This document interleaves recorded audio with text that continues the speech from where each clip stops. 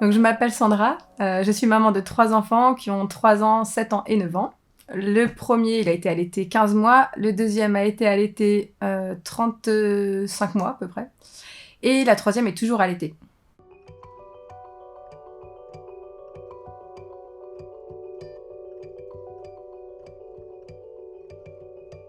Alors l'association Les Mams, pour moi, elle m'apporte beaucoup de joie, d'abord, parce que c'est sentir qu'on apporte du soutien à d'autres mamans qui en ont besoin, et je me sens utile là-dedans. Ça m'apporte aussi de l'aide pour moi, parce que notre référente est toujours là pour répondre à nos questions. Voilà, donc j'ai plaisir à aider d'autres mamans, mais j'ai plaisir à recevoir moi du soutien de maman.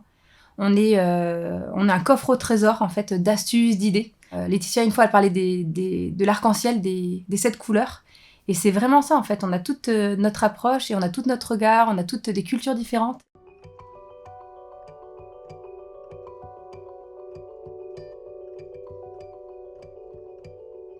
Euh, je dirais difficilement, très difficilement. Le premier allaitement, je me suis auto-félicitée, auto-congratulée d'avoir lu beaucoup de livres et de m'être beaucoup informée, d'avoir regardé des vidéos pour pouvoir le mener parce que j'ai trouvé que j'avais pas du tout été soutenue à la maternité, ni après.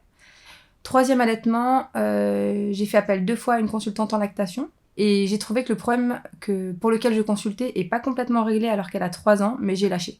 Voilà, je me suis dit, bon bah cet allaitement, ok, régulièrement ça pincera, régulièrement ça fera mal, c'est pas grand chose, je vais faire avec, et voilà. Donc je pense que mon premier soutien, c'était moi-même.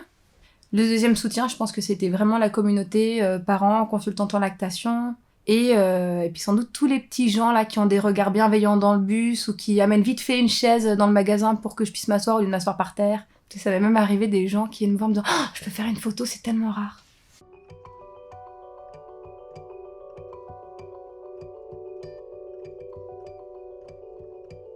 Mon conseil, c'est écoutez-vous et écoutez votre bébé.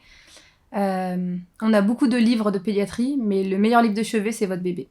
Et il n'y a que lui qui sait de ce dont il a besoin, et vous qui sentez ce qui se passe à l'intérieur de vous ici et pas là.